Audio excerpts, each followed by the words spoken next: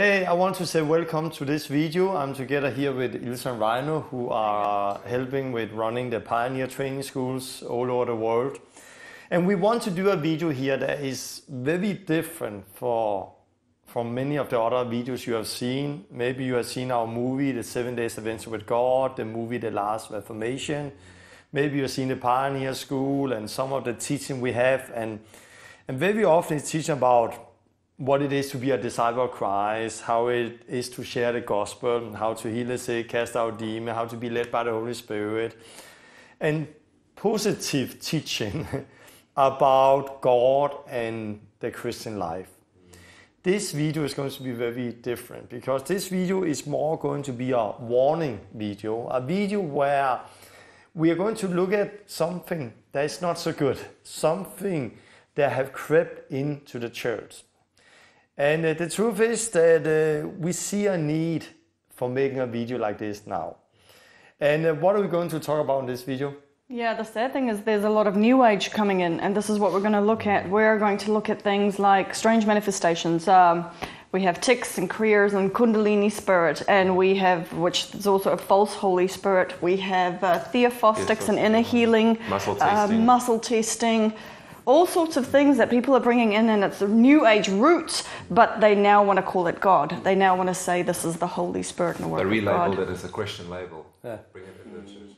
We're going to look a lot about those things later. And again, there is a reason we are doing this video, and that is that the Last Reformation is growing. We are meeting many people all over the world.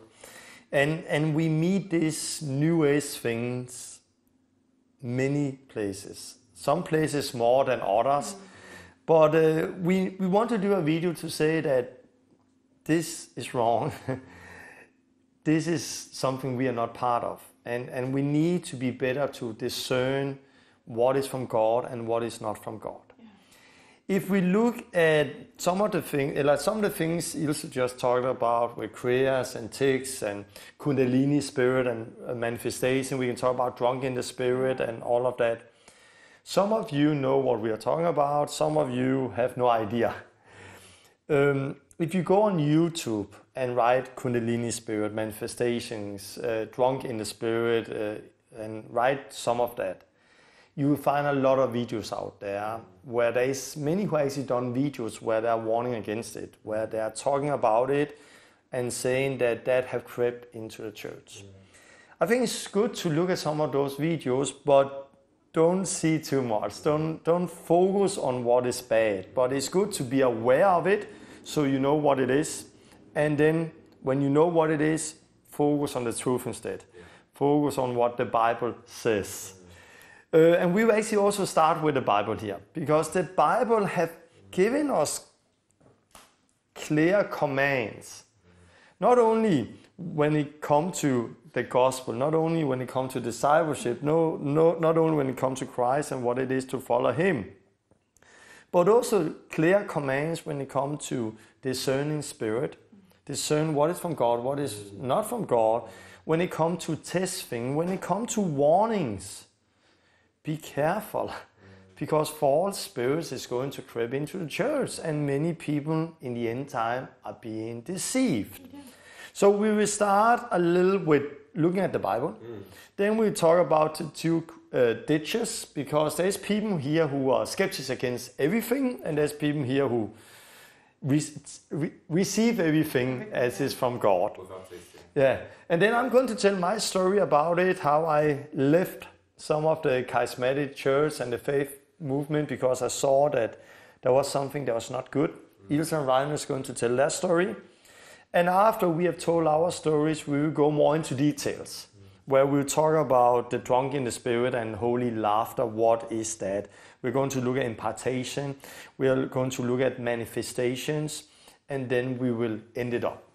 So this is some of the things that's going to happen in this video. Yeah. That's going to be good. Let's start with the Bible. Yeah. So we can see many people claim the highest authority and then don't taste it. So we can clearly see in 1 John 4 where we see, dear friends, do not believe everyone who claims to speak by the Spirit. You must taste them to see if the Spirit that they have come is from God. For there are many false prophets in the world. This is how we know that this is the Spirit of God. If a person is claiming to be a prophet, he acknowledges that Jesus came in the flesh. And then we also have another one that is quite strong in Galatians. Galatians says, he was writing there, he says in Galatians 1 verse 6, I'm shocked that you are turning away so soon from God, who called you to himself through the loving mercy of Christ. You are following a different way that pretends to be the good news, but it is not the good news at all. You are being fooled by those who deliberately twist the truth concerning Christ. That's serious. So again, the Bible, Paul gave warnings. When he said test the Spirit, don't receive everything like is from God. We have to test it. There is a reason he said that. Yeah. What is the reason? We need to test it. The reason is because false spirit, false teaching is actually creeping into the church. And in Galatians further, he also said, if even our angel from heaven come and preach another gospel, curse unto him. Why do he say that? Because at that time, and to be honest, in the church today, there is people who share manifestations where like, hey, it was our angel came and revealed this, or it was the Holy Spirit that revealed that. But it go against the scripture. And how do we test things? We test it, of course, by the fruit. Yeah. We test, a tree by the fruit. We test it by what we say if they proclaim Christ. And that is not our word only. That is a lifestyle. So they actually live in the holy life and so on. But also for the word. Yeah. Because the Spirit will never contradict the word of God. No. Yeah, so if you see a contradiction being preached and the actions, then you know something is wrong. You never contradict it. So if we love God and we do that, we need to recognize that every person can be deceived. The Bible again warn against it. Like, go back it started from the beginning, how Adam and Eve was deceived by Satan. And how Satan now come as an angel of light to deceive people. And the Bible said that in the end time, many people would fall away because they're listening to deceiving spirits. And it's not everyone who said, Lord, Lord to him who actually are going to enter into the kingdom of God. Many one day will say, have I not prophesied, not healed the sick, have not cast out demons, have not done that in your name? And he said, away from you, I never knew you. I never known you. Yeah. Now there's two ditches, because some of the scriptures we have just used now, we also know there's people actually using them against us, against everything. The quote I just came with, that in the end time many will say, Lord, Lord, have we not healed the sick, have we not done that in your name? And Jesus said, away from you, I never knew you. I've heard people quote that to say that healing, deliverance, the power of the Holy Spirit ceased with the apostles. And therefore everyone who believe in healing and casting out demons, look, they're deceived because Jesus said that. So there's two ditches. Jesus did not say that healing was wrong. He did not say we should not cast out demons. But he says what we have there, that we need more than that. We need to live a holy life. We need the fruit of it. And the truth is, we talk about the truth is, we have also seen it. We have seen people who have learned to heal the sick in faith, who walk in it. Maybe they start good, but they end bad. Or people who have never really repented, never really come into the knowledge of who Christ is. So we need to discern things, we need to test things. Yeah, that's it. And the thing is as well, God always confirms his word. He is the healer. So Jesus is the one that heals. And just because you see somebody that heals, doesn't mean God is confirming that person. He's confirming who he is. He's the healer. So that's why you can see sometimes somebody standing up and doing healings, but the action or the fruit in the life is maybe not matching the word of God. It comes out that they're fallen in pornography or they're cheating on their wives or whatever the case may be, and people go like, oh, but he was this man of God. You are a man of God if you obey God, not because you're just healing the sick or preaching the gospel. Right. But there's two ditches, there's two sides, and there's people who are really open for the Spirit and they love everything. That if there's a manifestation, then that is good, and they believe everything is from God. And then there's the other side who's against everything when it comes to the work of the Holy Spirit and the power of God. I believe that we need to be in the middle of the road. Yeah. I believe that we need to have a discernment. We need to test things by the Word and the Word only, not by our experience, not by our emotion, not by our feelings, not by our dreams, not by our visions, but on the Word. But at the same time, if we really have a sound doctrine, and when we have an understanding of the true understanding of who Christ is and the Holy Spirit and the Word, then of course we will have manifestation. Of course we will see the Holy Spirit fall. Of course we will see healing. We will cast out demons. We will see those things. The signs will follow. Yeah. And so I would say there's like two legs we need to walk on. One leg is the Word, and then one leg is the Spirit. We experience the Spirit, but it needs to line up with the Word. The Word needs to line up with the Spirit. Those two things don't go against each other. So I think this video is also going to shock more people, because this is actually a video one against things. But this video is not coming from somebody who wants against everything that has to do with the work of the Holy Spirit and the healing. And if you go on YouTube and search of some of those things we are going to say here, many people who actually want against those things is correct what they're saying. But often they warn against everything. They warn against, like, healing have ceased with the apostles, and I heard a video like, no, these signs don't follow those who believe anymore, because the sign is for the Jews, and we are not Jews, and therefore the sign is for the Jews. We need knowledge, we need wisdom, we have the Bible, we don't need signs anymore.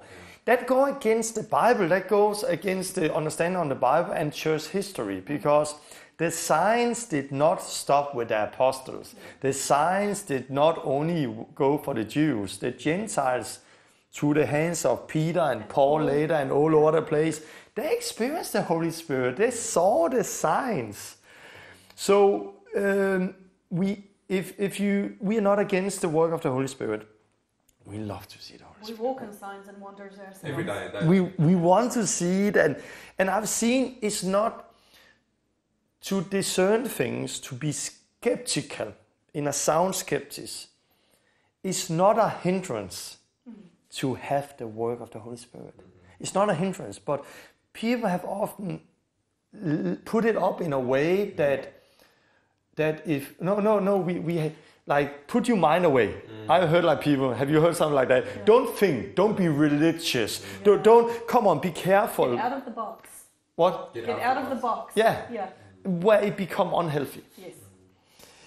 But let's start. So the Bible talk about discerning things, talk about wrong spirit, talk about testing things.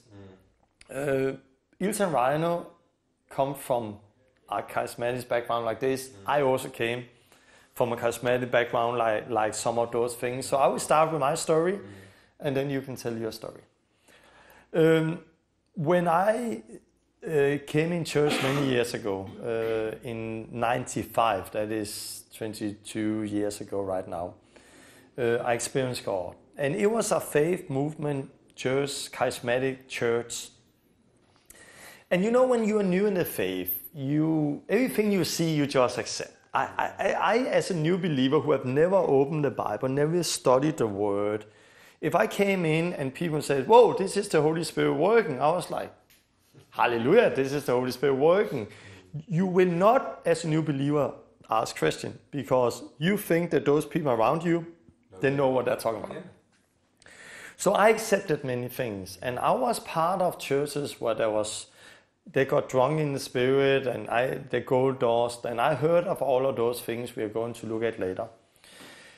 But some years later, we had actually a meeting where there was a guy from America who came with like a big campaign, and he was going to talk about all of those things with manifestation, all of that. And it became actually the beginning of the end for me when it came to that kind of charismatic movement. Because at that meeting, a lot of things happened with people strong in spirit. But in that meeting, I saw that many people was pretending. They were not honest. They were pretending. For example, that guy there, he invited his wife up, and as soon as he came out, she was like drunk. And as soon as he sat down, she was normal. And it happened again and again. And I was like, what is happening here? Is there really not more fear of God in this place? But what happened there was a meeting there where a lot of people came, and people was falling down, and there was some of the shaking, and some things I understood and some things I did not understand, but it was many years ago. I don't know what I knew at that time, what I know today. But I had a friend with me who was like an evangelist, and he suddenly left the meeting. So a few days later, I wrote to him and said, hey, where were you? I didn't see you at the meeting anymore. And he wrote back, no, I left it because it was a big circus. And I was like, what? That's wrong. How can he say that? You are not allowed to speak against the Holy Spirit. It was what I grew up in, like, don't blaspheme the Holy Spirit. And I like, how can he say that? So I wrote to him, how can you say that? You're not allowed to speak against the Holy Spirit. And he wrote back.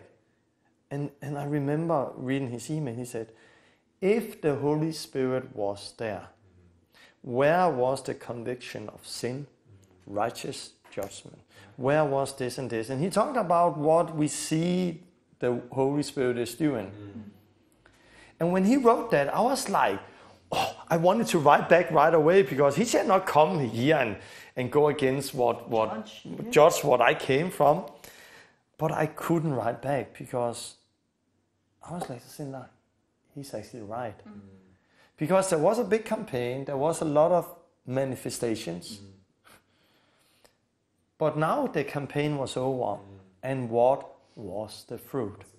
There was no life really changed. There was no conviction of sin. There was no deep repentance, and there was no gospel preached, and all of the things was not there. And it actually became a journey for me where I'm like, something is wrong. Something is wrong. So I started to listen to preachers that was not so charismatic, but who have more sound doctrines. And it was so good. It was like first time getting meat in my life. Like I've been living by milk my whole my Christian walk, and then I got a good beef and something that was solid, something that was good, a good focus on Christ and the cross and Jesus and discipleship. And I loved it. I listened to it. But also after some time listening to that, I felt like I still need more. I also want the work of the Holy Spirit. And it was like my life one time, I thought I needed to choose. Put my brain away and just receive everything like being from God, or go over on that side where there is not much power of the Holy Spirit and healing and deliverance. But the truth is, we don't need to choose. We are called to walk in the middle of the road. We are called to discern things, called to have a sound doctrine. And sound doctrine is not only words, that is power. Power of the Holy Spirit. It was my journey started. At one time we were working with different churches, and I got invited to a friend who was pastor in a church. And I went there, and when I came into that meeting, it was a weird meeting. I was like, what is happening? People was talking about gold dust and feathers, and talk about, they had like pictures with light. They're taking a picture where there was like light on it. So say, hey, look, there's an angel here and there's an angel there.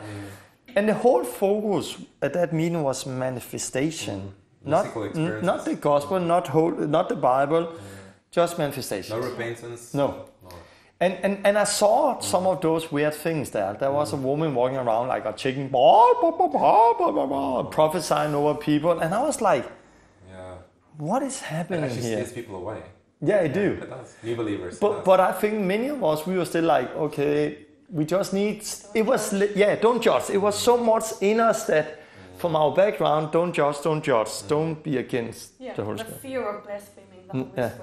But actually that meeting make me one time of all actually break with all of that. Yeah. Because at that meeting, I knew the pastor, he experienced what he said was he experienced the Holy Spirit came over him, he fall down. And another woman experienced the Holy Spirit over her and she fall down. And they were laying on the floor beside each other. And then they got the same vision. In the vision, they went to heaven and Jesus married them with each other. So he came out of that vision, told his leadership, this is what God have done. So they God, were married now? Yeah, God have married us already, and when you are married, you can go to bed with each other. So he could now go to bed with her, even they were not married on paper, because Jesus had married them. That is weird. That is. But he was already married. Oh no. With another woman. With another woman, and he had 2 kids. And I'm like, when I heard that, and also heard that there was actually people around him who accepted that, like being the work of the Holy Spirit. I can say very clear, without any wrong fear of blaspheming the Holy Spirit and say something wrong, that is not the work of the Holy Spirit. Yeah, because we can taste it through the Word of God. We can test, and the Holy Spirit is clear. God will never marry somebody with another person who's already married with one person. Like that. This is crazy. And of course, the fruit of that was many people saw it. Some people did not see it. They were so deceived. So the church split. And the rest fall away later. And I would say that this is the biggest danger, that when we start with manifestation, we build doctrine about, and like if there's a manifestation, God must be here and therefore it's correct. Yes. So we don't test it anymore. We don't check it by the word. So I've seen people fall away because of wrong spirit, like Paul said there. I have seen it. I was part of it in that way that many years ago when I came to faith, I was in church where I saw a lot of weird things. I left it. At one time I went out in the other side and listened to something, but I think something is also wrong here. We need to see the power of God. We need the Holy Spirit. And then I came back where I was in the middle of the road, and we have been walking here for years now. And you who have seen our videos, you know, come on, we believe in the power of the Holy Spirit. It's so beautiful. And what is the work of the Holy Spirit? That is, He leads people to repentance. He leads people to a holy life. He leads people. The Holy Spirit is not there to get focused on himself. The Holy Spirit is there to get focused on Christ. To focus on Christ, Jesus, the cross, what Jesus have done. So this is my journey. So I came from that background. I went up in the other side because I will not have anything to do with this. I have a few years there, but then I found the middle. And now it's just, okay, if we just focus on Jesus, we don't spend a lot of time focused on manifestation, but if we focus so much on Jesus and discipleship, we will see manifestations. We will see the power of the Holy Spirit. That's beautiful. What is your story? Well, the first thing while you were talking of it, I was thinking the problem with deception is when people are deceived, and we were there, you don't know when you are deceived. Especially when you're a new believer, you don't know how to taste yet with the Word of God. You think you are tasting. You think you are tasting, but you're actually not tasting. Yeah. So we were deceived. We both grew up Dutch Reformed. And then for me, I got baptized or filled with the Holy Spirit in a Spirit-filled church. But I didn't taste everything that was happening there. So we've got a very similar testimony where we saw all these manifestations happening in the church as well, people getting drunk. But because we came from such the side where nothing happened, we just grabbed it with both hands because suddenly there was life. There was more than just... well, something was happening. It was exciting. Yeah. The difference was, though, what we often found is because we believed in this whole anointing, special impartation, drunken, whatever it was, I often... Sunday after Sunday, so many times we would go to church, we would have this amazing meeting, people rolling around, laughing... Holy chaos, they would call it. And I would go home, even though we were also on the floor, we were also laughing. The difference was I would go home and I would feel so rejected because I laughed to be a part of it. I saw other people rolling around laughing. I often started by laughing at them, and then it's like, oh, you're you're a part of us. And I actually felt like a hypocrite at one stage because I knew I was just, I wasn't sure if I thought they had the real thing, but I was just laughing because I didn't want to feel left out. So I felt like a hypocrite because I portrayed as if it's also the Holy Spirit that is doing this with me. Yeah. But and we just felt so rejected. It's like, when will the Holy Spirit touch us? Yeah. When will we be good enough for Him to wanna give us that kind of experience, I suppose. Yeah. And then our journey is the same thing. We were there for a while. It was always the same people that laughed the loudest and fall over. And then we started to see a thing as well where the one lady I remember that was always on the floor. The service hasn't even started. She's already manifesting. She left her husband for another man. Yeah. And then another couple, same thing, the spirit-filled people start having adulterous affairs. And it was just shocking. We stood back, it was like, what is going on here? And then we immigrated, and we actually had friends that came to the airport. They were too scared to do it before. But they came to the airport and they gave us a DVD just about the truth versus mystical experiences. And that really opened our eyes. And at first it was really hard It was devastating for me to see that. Yeah, it was very hard because, hold on, we thought we were testing the Spirit. We thought, but we just take the pastor's verses with the pastor's glasses, looking at in his context, not in the context of the Word. And we were shocked, firstly, that we were deceived. That was hard. But the relief, like, God has not rejected me. I am Spirit-filled. I am speaking in tongues. I want a holy life. And my life is actually closer to what I see in the Bible than what I saw in the church. But you always find scripture. Yes. And Satan, the way he tempted Jesus in the desert, he did not use the satanic words of the Bible at that time. He used the word. Yes. But word out of context, one verse out of context says something different than words in context. Yes. And this is often we see like we with the drunkenness, all that. We have Book of Acts too, they were drunk. But they were not dancing around like drunk. They were filled by the Spirit. There was a boldness coming. Because what is to be drunk? We can meet people who are drunk in the real life. There is a little bold. But you also meet people who are drunk in the real life who are weird. So we need to see it in context. And the first early Christians, they did not walk around weird.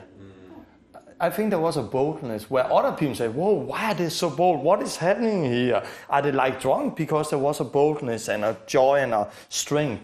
Not that they were dancing around weird and pretending and laying on the floor. And but because we have a verse or two, we easily accept it as being the truth. But also what you say, I think, you say it was there was nothing wrong with you. Can you say something? Because I think this is what many people out there actually, why they need to see the teaching. Because when we started to talk about this at our schools a little and all over, there was many people say, oh, I'm so happy to hear this. Because I thought what was wrong with me. Yeah, and it was the same with us. We did manifest. It was in the flesh. We wanted to be a part of it. When someone laid hands on me, I fell. I chose to lie on the floor because I didn't want to be the odd one standing when everyone else was on the floor. Peer pressure. I laughed. I laughed at people. I laughed with people. It was not a demonic manifestation. It was flesh. I wanted to be a part of it. But then the relief when I realized I didn't have to do it. This is not necessarily I'm not saying it's a demon, but it's not the Holy Spirit. And there was nothing wrong with me. I am accepted by God. I didn't need this to prove that I am a child of God, that I am loved, that I am accepted. I needed the Word of God to prove that I am loved and accepted. This is what I needed to measure my life against. And what I like as well, what we see as well, the fruits of the Holy Spirit, if we look at that, just a few of them. One thing that really stood out for me is self-control. So we need to have self-control when we manifest, when we walk by the Spirit. There's always self-control. We need to be loving and kind and gentle, and self-control is a big thing because many of these manifestations we do see is there's a lack of self-control. I question some of those things. And so if there's no self-control and it's not the fruit of the Holy Spirit, what is it? Who's manifesting? What is, and that is a big thing for me. So we need to be able to always stand up and ready to give our testimony, share the gospel, to speak about repentance. But many times when you see these meetings that people gather, it's nothing happens like that. There's no repentance. There's nothing like that. And they so can't preach the word.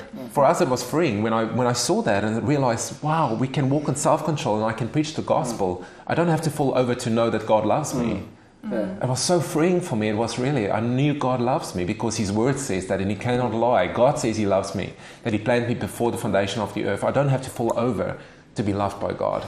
And also, I would say that there is when you're together with many people, it's easy to get hyped up, and swim into it. Well, I would say that we have seen people fall and get set free from demons. Yes. We have seen people fall and experience the power of the Holy Spirit and strong things. And I love it when it happens out on the street. But it should be the same. I'm always worried if you have to have a 1.5 hour worship first before something can happen. But I don't see that. I see the Holy Spirit should be in us, over us, with us. And when we pray for people and cast demons out, there is a manifestation. And especially when it happens to people who have never experienced before out on the street and so on, it's real. It's not hype up. And I would say for my own sake also, when I repented like 5th of April 1995, deep, like I cried out to God, and the Holy Spirit came powerful. I had never fallen down. I did not know anything about it. I was totally new in it, but the Holy Spirit just came with a power, filled me up, and I fall down. And I was laying with the most incredible feeling to my whole body, and I was like, this is God. Yes. This is God of the universe who touched me right now. This is God. And it was so powerful, and I stood up, and I was changed. I was totally changed. I couldn't let go of that moment. I have experienced God. Since that, to be honest, I learned to fall like they did, because you admit and so on. But I would say never anything like this. It was more like, okay, you did it and you got hyped up. And again, life did not get changed that time. So we are not against the work when it's truly the Holy Spirit. But we don't focus on it. The goal is not to get people to fall. The focus is not that. And also, you don't need to have the same experience I had with the Holy Spirit. Yeah. I pray for many who have got the Holy Spirit and speaking tongues where it's like, and stand and worship God, and it just... I've never experienced that myself. I have never experienced that. When they pray for me with the Holy Spirit, it's like, when I started speaking tongues, it was not a powerful thing. But it don't matter. Because I don't live by experience, I live by the word, and so on. So not be envy of other people's experience, because let the Holy Spirit work deeper in your life, and go for it. What I can see, people are driven by feelings. They want to feel God or experience God by a physical feeling or the manifestation of falling over to feel the love of God. But we shouldn't walk by feelings. We should walk by the Spirit. And not by the flesh. And I think that's a big thing that I had a breakthrough because I wanted to feel, I had a lot of rejection in my life growing up. So it was important for me to want to feel the love of God. And when I didn't feel that, I had to almost take control of that and fall over so that I can show that God loves me. But when I touched earlier about it as well, when I knew the love of God, it's first a knowing that God loves me before it's a feeling. Yes, the feeling does come. I have experienced many times with God, I know God loves me, and I had some manifestation where I knew God is there. But it's first a knowing that God loved me, and that changed everything for me. So if we believe, the Bible says, test everything, try everything. And just because you grow up in something don't mean that it's correct. We need to, it's okay to ask questions. It's okay to test things. The Bible says test it, try it, and hold on to what is good. We both got saved, and God used all over. Also when there's things that's wrong, people still come to faith. We both got saved into churches where there was many good things, but there was also something that was really bad. Part of the walk with Christ is then that we get rid of the bad things and come into what is good. So that should be like that. So we don't judge you out there also who get saved into those backgrounds like we are, but the work of the Holy Spirit should work in you also, that you start to ask questions and start to discern things, grow up in understanding and knowledge, so you can then recognize that this is wrong and get rid of it and then take what is good. If we look at the things, some of the things we can talk about first is drunkenness and holy laughter. Can you say what that is if people don't know what it is? So basically what it is, it's almost people get hyped up. So when they believe when the Holy Spirit comes on you, there's an uncontrollable laughter or joy that comes over you. Now I've experienced some joy, of course, and joy, we have got joy in the Lord, and the joy of the Lord is our strength. We know that, it's scripture. But what we see with this manifestation is this uncontrollable laughter where they really get hyped up, and it's almost contagious, and the whole disruptive. It's disruptive, and people start falling on the ground, rolling and laughing and making animal noises with the laughter, and it doesn't stop. It just keeps on going. It takes over the preaching. It takes over the preaching. Yes, it does. And also the drunk, like people going around like drunk and falling down and standing up and falling down and. We've actually seen a service where the pastor was ready to preach the word, and he had his word, the Bible, ready to preach, and then he started laughing, and he couldn't stop laughing, and then he said, "I cannot preach today. I need to put down the word of God," and that is shocking.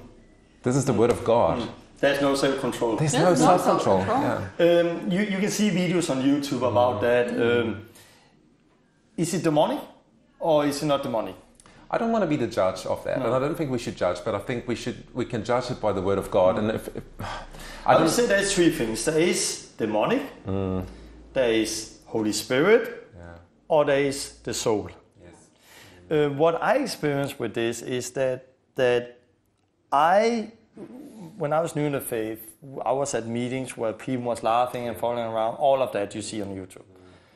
And I somehow learned to drink also. I was like thinking, oh, now I'm drinking. I felt like, oh, in my body, and I almost couldn't stand, and I fall down, and I felt it all over my body.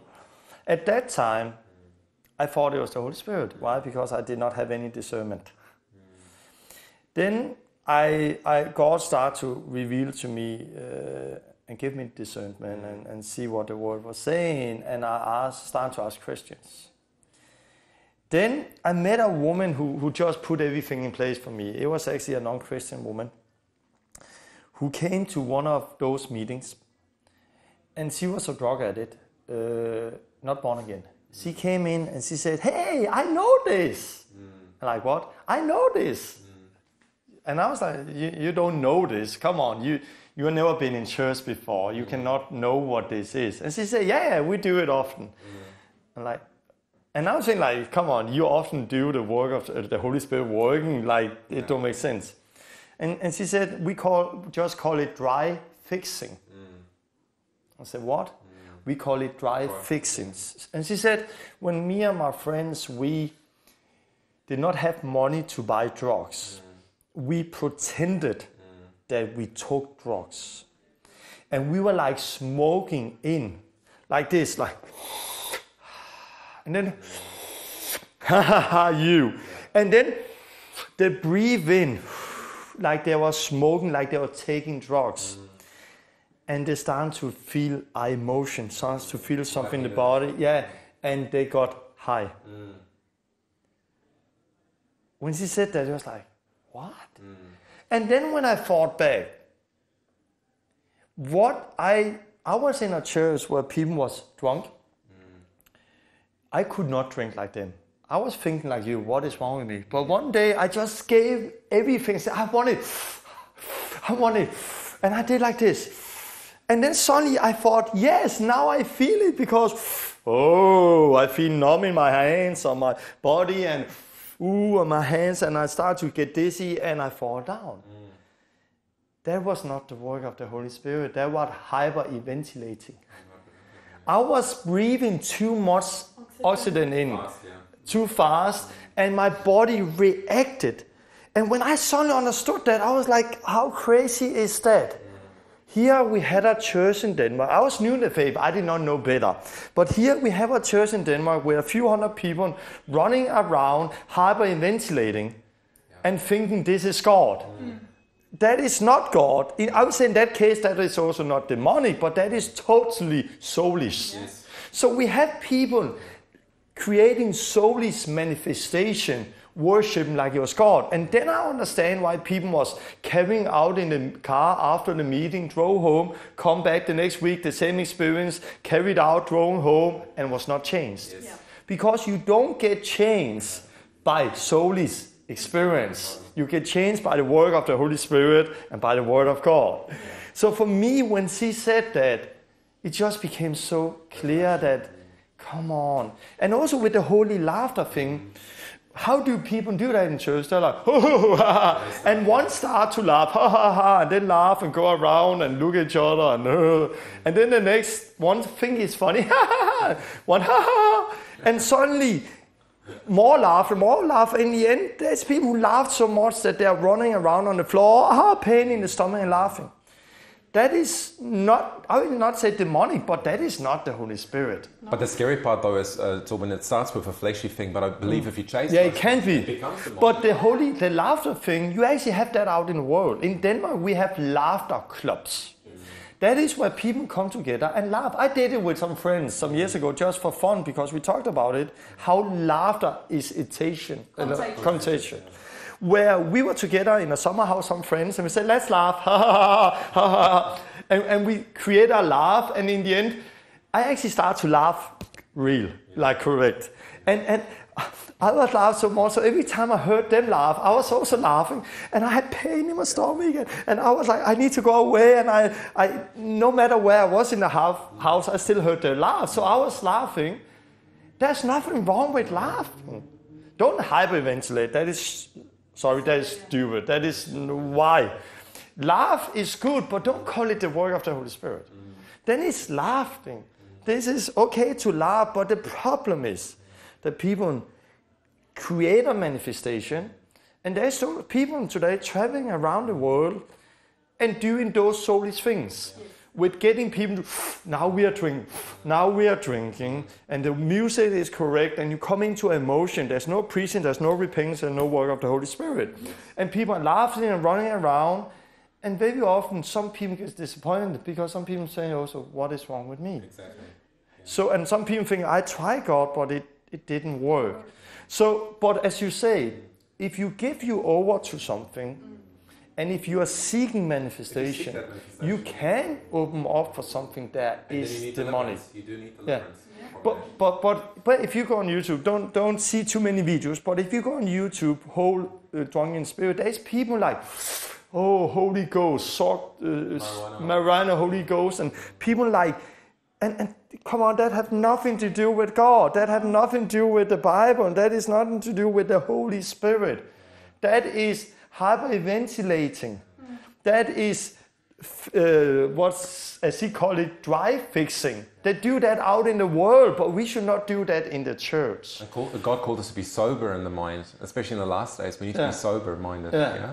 So we want to say, but I believe at the same time, I believe people can have a hurt inside, and the Holy Spirit can come over them, and they can experience a joy and experience a holy joy, and also laugh even, something come over them and they experience a freedom. But it's not something you create by doing it in a certain way. It's the work of the Holy Spirit, and it's not for everyone. It's not something you uncontrollable can. There's self-control in it. Yeah, the Holy Spirit's a gentleman, and he doesn't force you to do anything. No. He doesn't force you to speak in tongues. He doesn't force you to lay your hands on the sick to heal them. So he works with us. We come into a partnership with the Holy Spirit, and then we go and we work together. But there's never him forcing. The devil compels you to do things. He forces you to do things. Oftentimes people will come to us and say, like, how do I know I have a demon? And my first question is, what sin do you struggle with? What are you bound to? What are you a slave to? If you are a slave and you have no control, then it's demonic. Something's compelling you. Then something's wrong. But the Holy Spirit, he's a gentleman. We work with him. He doesn't compel me. He doesn't possess me. We work together. So this was a little about holy laughter and drunken spirit. Then there's the whole gold dust things.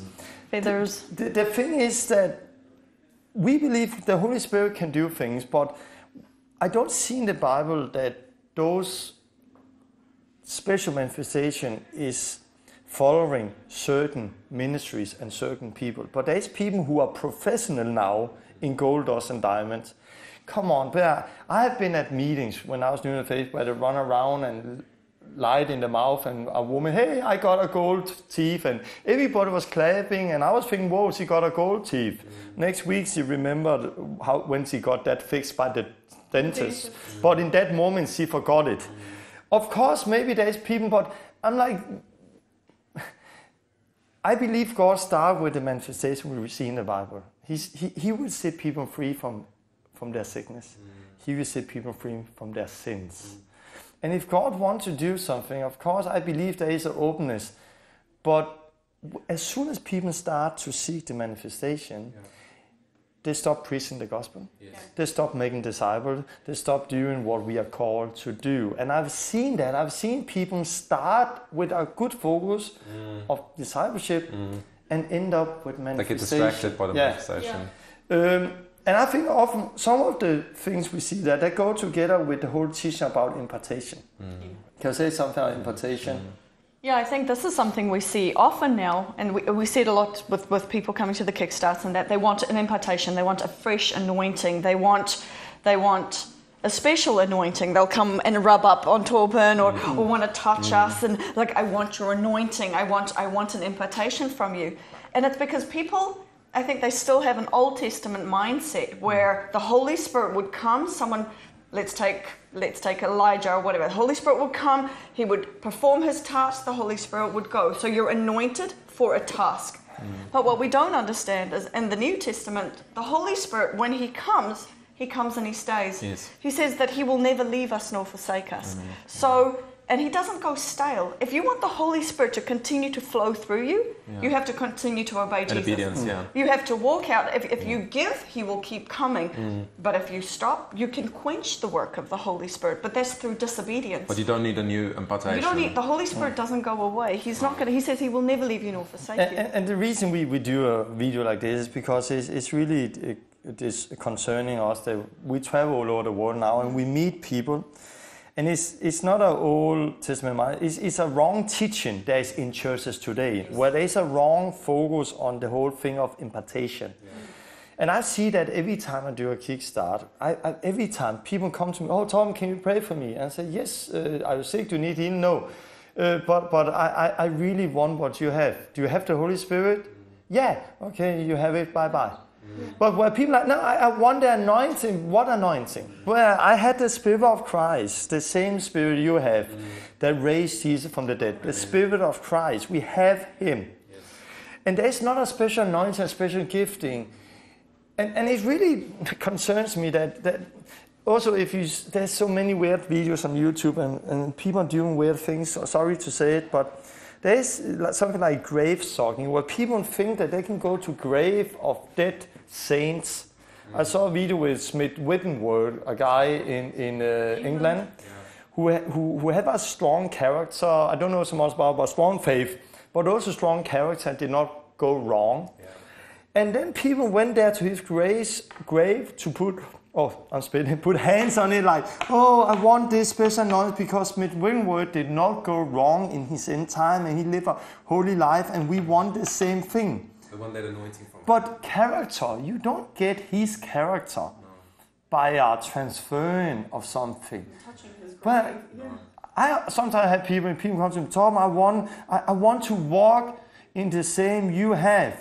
Okay, you have the same Holy Spirit. If you want to walk in the same Spirit, then walk the same walk. Just do it, You have to go through the same hard thing of character. Yes. You had to die. You had to go through a desert. You had to build up discipline. You had to have a life with God. You had to pray. Yes. But people don't want to pray. People don't want to live a holy life. People don't want to take the cross up daily and follow Him and be faithful in the small thing. They want somebody who will have it. And they want it now. And lay hands on them. Yes. And I think there is something really unhealthy in the whole impartation teaching. I don't see biblical. No.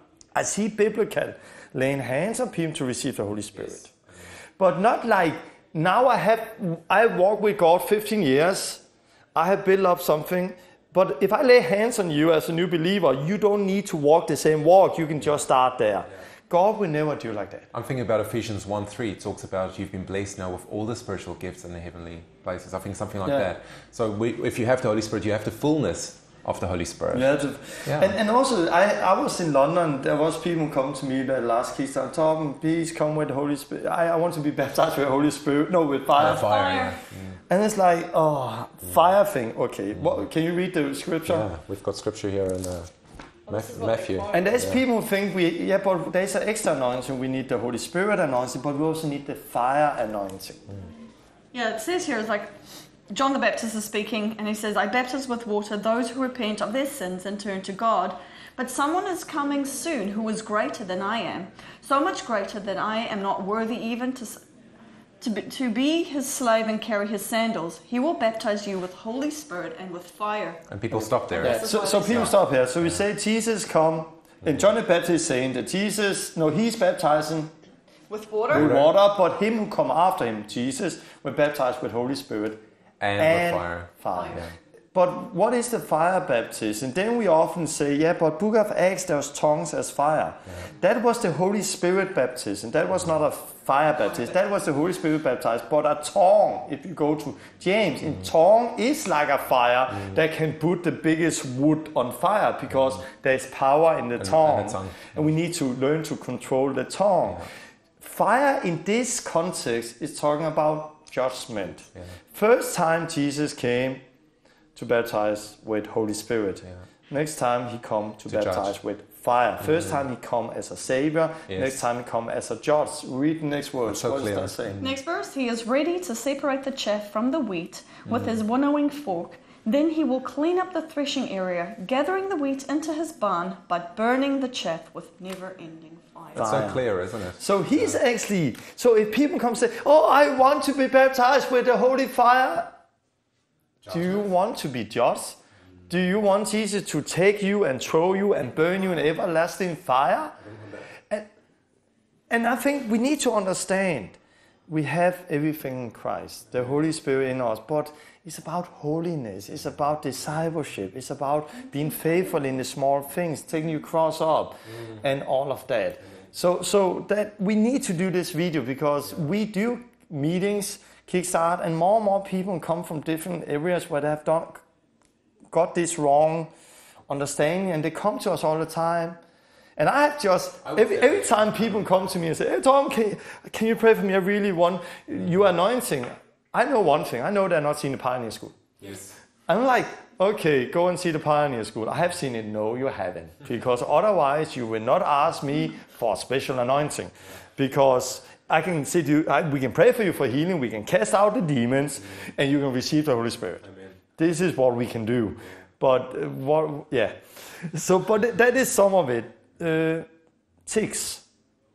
Yeah, this is something we see as well, this New Age thing coming in where people start to have strange manifestations. If you look at Eastern mysticism or the Eastern religions, and this is where we get into the Kundalini thing, you see the ticks and the kriyas. So you have people come and they think the Holy Spirit comes over them, but they have really strange. Can you show? No, I'm not going to show. No, but about it's people who like they jerk. They're standing and tricking and or shout stuff words like a sheep. So we see them at meetings where people come and then let's pray for you, and they're standing and like stop it, come on, I want to pray for you. So it's when you say Kundalini. So it's a snake. It's basically some people Hinduism. In Hinduism, they have the Kundalini rising for you to open up to the spirit or to get the spirit to rise different ways. Yoga is one way, and we see that coming into the churches a lot now as well. They just call it a Christian name. Or even through impartation, so the laying on of hands through a yogi to open up your third eye to get the serpent spirit to rise up your spine and give you a Kundalini awakening. And this actually gives you different things. So either you'll be thrashing around on the floor and people think it's the Holy Spirit, unfortunately. But that is not fleshly. We actually see this as real demonic. This is demonic. Yes. Or they have extreme feelings of euphoria, of love, of joy. They laugh. They do tick. we also see the other side of the Spirit. When you already know what you're looking for, we've had a few students come into some of our schools. They walk in, the Spirit starts manifesting, but then they start cursing and blaspheming. Yeah. Because now he's not trying to pretend to be the Holy Spirit anymore. Now he is revealed. Because he's been revealed, yeah. But these people actually got this in churches. They did not do yoga, but they did get it through impartation with laying on of hands. And it's So quite we are messy. actually saying, are we saying that a wrong demonic spirit, they call it Kundalini spirit, but I believe there is, I don't believe there is a Kundalini spirit, there is unclean spirit, but you see it like the Kundalini spirit in other religions, but an unclean demonic spirit have crept into the church. Yes. This is what we believe, and this is what we are saying, and we see it, and it's so sad to see it, because when we've been starting to travel a lot, I recognize it, and sometimes I'm like, oh no. When I have those meetings, Kickstart, and I can see, okay, there is a group of people who's coming with this, and I can often see where they come from. Yes. Okay, they have been on this Bible school, or they have been part of this ministry, and I have said to somebody, hey, don't it worry you that I can actually see where you are from because of your manifestation. Yes. If this was the Holy Spirit, why can you always see it come from there or from there or from there? Why is it limited to only one Yeah, area? because it was where the wrong spirit came in, and it had been spreading from there, and you can recognize it. And we have dealt with many people on our Pioneer Training School who came with that. We have set people free from them. Sometimes it was deliverance that needs to take place. We have also seen people really just have to take self-control and renew the mind and say, okay, this is not like that, and this is good, and then they experience freedom in it. But it is a big frustration to pray for people, because that thing is the Holy Spirit, and if that thing is the Holy Spirit, it's not easy to they don't want to set free from the Holy Spirit. But the beautiful thing, though, is when they do get set free, they experience a true freedom. They really confess that, and it's beautiful to see how people really get set free.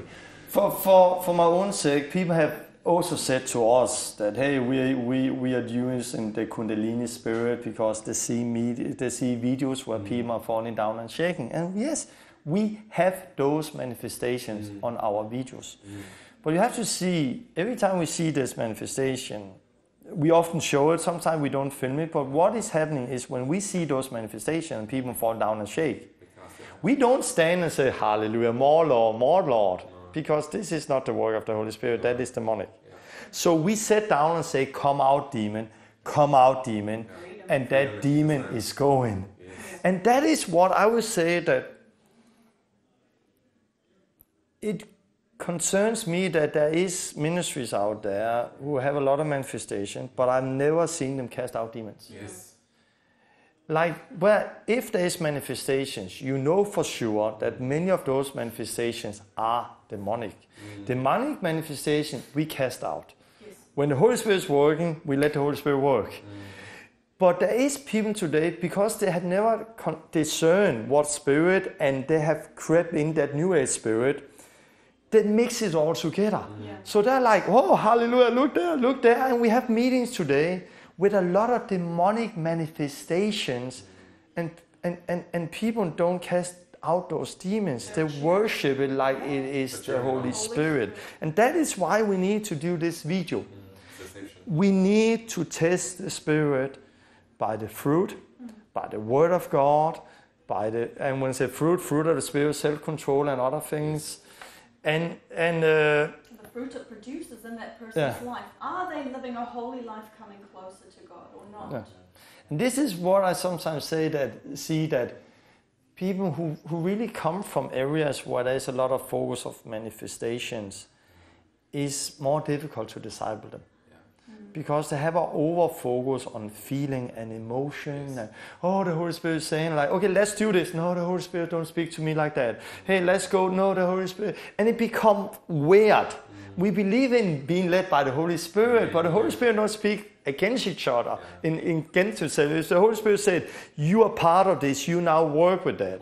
And we said, okay, let's go this way. The Holy Spirit do not say tomorrow, no, you go this way, you go this way. Exactly. Or changes his mind. Today he tells you have to be here. And tomorrow he changed his mind. No, sorry, I made a mistake. You're not supposed to be there. Yeah. So can you come with more... let's use some examples. Come with some examples how we meet the New Age spirit in church and manifestations. I think it was interesting. We had once casted out a demon out of a woman that was involved in New Age. So she came to Christ from New Age. She did yoga, transcendental meditation, full-on New Age person. She heard the gospel, she came to faith, she was filled with the Holy Spirit, baptized, and then she was being delivered. And it was a certain manifestation. We saw the ticks, we saw the criers, we saw this demon manifest, and we cast it out. Then we had another person that was a born-again believer, and I do this because they might have been, they might not, but they had the same manifestation as this New Age person, yet they were claiming it's the Holy Spirit. And then they had other sin in their life that they wanted freedom from. We asked them to renounce this manifestation as well. We prayed for them. Same manifestation as the New Age person. This time it was their Holy Spirit we cast out, which was not the Holy Spirit. They received it in the church. But they did receive this in the church. So what we were saying is there was New Age person who in New Age had received a spirit, had experienced manifestation. She gets delivered. She come in the church. She experienced the same manifestation. No, this is another person. This is another person that has received that manifestation, that spirit, but in a church. Yeah. So two so it's the separate same people. spirit who was outside church, New Age, and who was inside church. Exactly. But it was actually easier to set the New Age woman free because she knew that it was a wrong spirit, while the Christian thought it was the Holy Spirit. Exactly. But then we've also had an example, do you remember in England, when we had a guy come to our Kickstart, and he was also a New Ager. Completely, he was opening up chakras and who knows what else he was up to. He was quite high in the New Age. He was very high up in the New Age. And then he realized there must be more. So he started searching out Jesus. He actually decided to give his life to Jesus. He started reading the Bible, got excited. What do? I'm a believer now. I'm going to go to church. So he goes to one of these really big churches in London where you see a lot of these manifestations. He walks into the church. People are rolling around, carrying on, and he goes, oh, I know this. This is where I come from. This same spirit. This is the same spirit. So immediately this New Age man recognized the spirit as well. And the first thing that happened with him, he questioned it. But as soon as he questioned it, as he said, this is the same New Age spirit. Fear gripped him. Fear gripped him. Condemnation. You've blasphemed the Holy Spirit. Yeah. And immediately he said to himself, I promise I will never speak against this again. Holy Spirit, please come back. I will never speak. And he just went along with it. But he was so bound by wrong spirits. So when he came to one of our Kickstarts, he just wanted to receive the gift of speaking in tongues. So we prayed for him, but he's strong manifestations. He didn't have any control, really, really strong manifestations. And we're like, what is going on here, Lord? At one stage, we got him to renounce all these things and we baptized him. And this guy, a Russian guy, barely speaking English, started mocking me, the spirit mocking me in my native language, Afrikaans. And this is the things that we come across. These spirits, it's not just a fleshy manifestation. These are real demonic manifestations. real demonic, yeah. But he was set free. But he was set free from that, and that's the important thing. He realized that was not the Holy Spirit he encountered. And how do freedom come? Freedom come by realizing, come by repentance. You cannot repent something you love. You have to hate it. You have to change your mind. And then it's power in the gospel, repentance, baptism, and so on. You also saw like people start with New Age. We do the Kickstarts. And people sometimes come in and we are seeing people try to do, what was that? Yeah, so it's a weird thing. We were in America recently and as we came outside, there was a person that's actually busy doing muscle testing, they call this, which is actually a very New Age thing as well. And what they do is they ask the person to stick out the hand and then they try to see the force of the muscle. So they will speak to the muscle and say, to the body and say, I'm going to ask you some questions. If it's a yes answer, you will have strength to resist me. If it's a no answer, you don't have power. And then what the person that they pray for actually experience, they cannot resist. So something is blocking, or you cannot open the hand, for example. So something is actually blocking this person from opening his hand. And he was a Christian. A Christian. Well, they claim Yeah, to. they claim to be a but Christian. this is New Age thing. This is what you see out in the world. Yeah. Exactly. Also, the There's no whole self-control. visualization. We see that a lot where people visualize, like, now we go in and imagine, and that is, can you say something about that, Josh? Yeah, this is also another thing we see often coming into our schools now, where people, they go for counseling sessions and they go for what they call inner healing or theophostics, and now also they're starting to do this in Sozo, where it's also called regressive therapy. So people, if they've had a big trauma or a big hurt, they have to visualize, they have to go back to this trauma and they have to visualize the situation, and then they have to visualize Jesus in the situation. Jesus, where were you in this? So they see it. They actually do see this Jesus come in and speak and different things. And a lot of people actually claim to get a lot of healing, but what they don't realize is they're actually opening themselves up for a familiar spirit, because visualization it's not a vision from God. A vision from God, we know you're sitting there, next moment God gives you a vision. You did not conjure it up. You did not seek it. He gave it to you. But this is, you are conjuring. You are going in your mind and you are creating the picture or going back to the memory. And now they open themselves up for a familiar spirit, which they think is Jesus. And we've actually had a very strong testimony very recently in Canada, in one of the schools. We had a young woman. Clearly something was very wrong over there. Her eyes kept on going up in her head and white. Well, And every time we pray. every time we pray, like, what is going on here? So we prayed for God to give us an opportunity to be able to pray for her. Started praying. Next moment, she's on the floor, slithering around like a snake. Blowing our faces. Yeah, eyes completely open, but white. White. And she can't get them back. So we pray.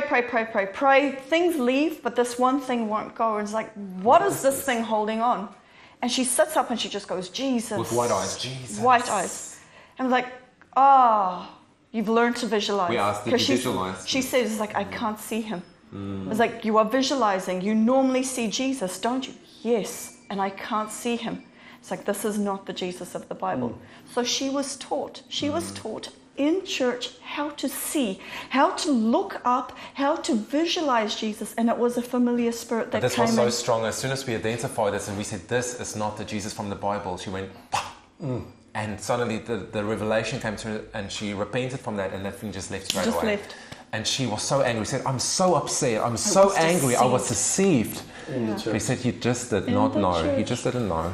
I would say, well, if we look at manifestations like that, these signs follow those who believe. We are not following the signs. They follow us. We don't promote them. We do, and I've seen people like here. I've heard people say, hey, I saw 3 angels. 3 men came to me. And I'm like, I don't have a problem if people realize seeing angels. Angels are real. Yes. But what went before that? She read a book about it, and she every morning like, I want to see angels. And she was seeking, and she was trying to create it. She was seeking that manifestation. And in all of that, she actually opened up for wrong spirit. But I have had experience where it was like out of body. I've experienced hell and heaven. One time hell, one time heaven. It was a real experience for me. It was some of the strongest experience I had in my life. Especially with hell, I don't know if it was real or not real when I was there. It was real to me. I did not seek it. It came. And even when it was real to me, you don't hear me talk a lot about it, because if I talk a lot about, people will build doctrine on it, and I will not build doctrines on it. Because even so it was real to me, I know I can be deceived. It changed me, it did something in me. It made me more serious when it comes to heaven and hell, and why I'm here and what is happening afterwards. But I will never be able to have a meeting and give my experience to other people by saying something they need to do to experience the same. Because there's nothing they should do to experience the same, because we are not seeking it. No. Seek God, seek Jesus, make disciples, and if God give it to you, be happy for it. If not, be thankful for that. Yes. So I would say that we are not, again, understand, don't be against manifestation. Don't seek manifestation. Seek God, seek the work, make disciples. And I think if we have a true understanding on the word, sign will follow and the Holy Spirit will be part of our life. I encourage you to see the Pioneer School. The Pioneer School, we talk about discipleship, we talk about the gospel, we talk about many things. And the Pioneer School and the Kickstarts have been the starting for many people to come into a supernatural life with God, where the Holy Spirit is falling and so on. But it came because we were making disciples, not because we were seeking manifestations. So try things, hold on to what is good. You can see on video on YouTube, see some of those videos. If you see Drunk in Spirit, Gold or so, there's still things you can see, but don't spend on your time there. Also because we still have to have a little skeptics, because I believe there's maybe people out there who did this years ago, but they don't do it today because they have been matured and they have grown up. Because I also did things 20 years ago as a new believer I don't do today, but I'm happy that there was no YouTube at that time. So don't judge people out of old video that's 20, 30 years ago that say, hey, they are part of the Drunken Spirit. We don't know where they are today. But we need to still test things. We need to discern and look at the fruit and what is the Bible saying about. Do you want to say something in the end? I think just very shortly, we see two types of people. One type of a person will seek what the Holy Spirit can do for them. They chase the manifestations, all these things. The other person wants to know the Holy Spirit for who he is as a person. We need to seek God for relationship. And I just want to encourage everybody out there, seek God for the relationship. I was there, I was deceived, and God has really set me free. And I want to encourage you out there as well. Don't be afraid now. God, we want you to be free in this area, but God wants you to be free even more than what we want you to be free. So if you call out to God, He will show you. Yeah. So we're saying, so don't seek the manifestation, seek the truth. If you are part of this manifestation and this video has shocked you, like how can you, the last Reformation who believe in deliverance and heal the sick and cast out demons, doing all of this, how can you warn against this? Because we see is unbiblical, all of those things. Therefore, we warn against it. But if that had shocked you, then ask God. Say, God, I don't want to be deceived. I want to know what is the truth. And then don't seek the manifestation, seek the truth. And then we believe that the Holy Spirit will lead you out of it, show you the truth, the same way He has shown us the truth. So we have nothing to do with those weird things anymore. And I think that is the thing. But if you hold on to the manifestation, like, no, but I want a manifestation. Be careful, please. Don't go there. And I would say also for the last Reformation, this is not what we believe in. And I need to say it so clear, and this is not what we want. This is not part of us. And we are not part of those movements who are doing those things because we believe it's demonic. Yes. We believe there's so many demonic things. And we need to be more aware of it. And that's why we have done this video. Yeah. Seek first the kingdom of God and His righteousness, and then these things will follow. Amen. So your eyes on Jesus and just making disciples, obeying Him, living a holy life, a righteous life. Read the book of Acts. Does your life look like that? You're on the right path. Yeah. So see the Pioneer School, see the movie 7 Days Adventure with God, see the movie The Last Reformation. The next movie, The Last Reformation, the live will come out very, very soon. It's going to be a beautiful video where you're going to see the work of the Holy Spirit. You're going to see deliverance, healing, how people are filled with the Spirit, how life is changed, how people are living a holy life as a disciple of Christ. You're going to see the gospel through the whole movie. We're talking about the cross. We're talking about Jesus. Through the whole movie, persecution, we're talking about it all. So God bless you out there. See the videos and have a good day. Bye-bye.